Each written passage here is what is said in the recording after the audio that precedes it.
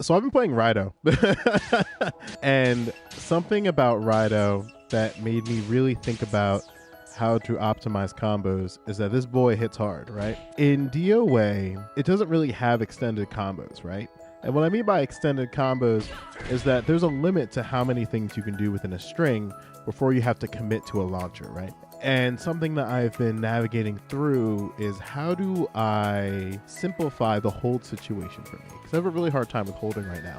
Something that I found very helpful is looking at the life bar of my character and also of my opponent's character for two things: to see how many hits within a combo I have before I have to commit to a launcher or some type of ender, and alternatively what I have to do to how long combos last and how long they end. So something that I found very helpful in practicing my hit confirms with Rido is looking at my opponent's life bar for my way to hit confirm.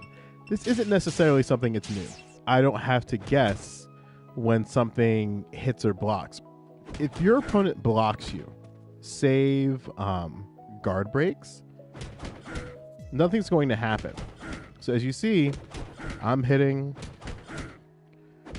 Christy here, and nothing's happening to her life bar. I do a guard break move. You'll notice that her life bar flashes, right? So something that you can do is use the life bar as an indicator for when things hit or block. So right now, nothing's happening. The life bar is totally cool. However, but if I do a string like this and it connects, you get a flash. The same thing can be applied for when you're doing hit confirms. So when you get a hit, your life bar flashes red. And I think that's intentional as a way to signify when you get a connection that it's red. I don't think the fact that those life bars are yellow and red is just by coincidence. This means that if you're trying to practice a sequence, you can use the yellow indicator when you hit somebody in critical stun to how long you have before you have to commit to a launcher or something.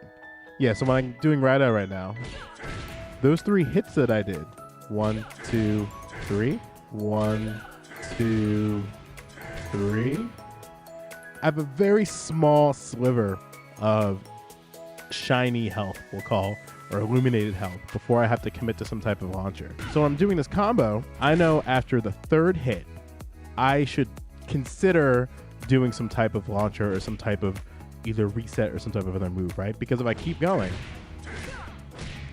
my character falls out, or the character I'm going against falls out.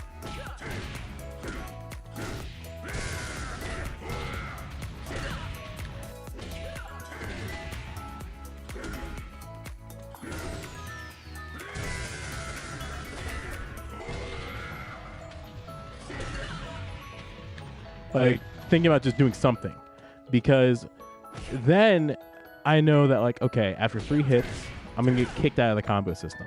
Now, the same thing can be applied to the defensive end, which is something I'm gonna be working on for a bit. Because if I know that against certain characters, what's happening at the end of the sequence isn't that much of a guessing game. Now, there's still the guess in the middle, right? I can do 2 hits and go to a launcher. That's still true. That's always gonna be true. But in the early stages, if you're having trouble with understanding characters' strings and how long they last, you don't necessarily have to learn the string outright.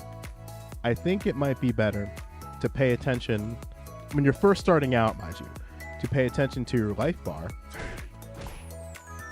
and take it from there. And then, for instance, when you're going into replays and watching your own replays, looking at your life bar and going, oh, when Rido does these 2 hits into a 3rd hit, then he has to commit to some type of launcher. Because then that kind of simplifies the situation for you if you're trying to practice holding. And then that makes everything else that happens after it a little bit less of a guessing game, because then you can compartmentalize. All right, what are the options for the character to launch? So can you do a high, are his options only high punch? Are his options mid kick or low? You have some, then you can start understanding what's going on there. I just wanted to bring that to your attention because, again, as a player who's new to this game, there's a lot going on, right? There's a lot, like you have 4 different holds, actually 5 if you count EX holds. So there's a lot of things going on defensively, and there's also a lot of things going on in the combo system. So that's something definitely I would recommend exploring if you're having a hard time with knowing when your strings end into launchers, and also when you're dealing with defense. Additionally, you can use this system of the critical, looking at your critical stun bar, looking at the holographic indicator up top. I don't have a name for this yet, but looking at the hologram or holographic indicator of the life bar so that you can understand, all right, how long can I do certain strings before I have to commit to things.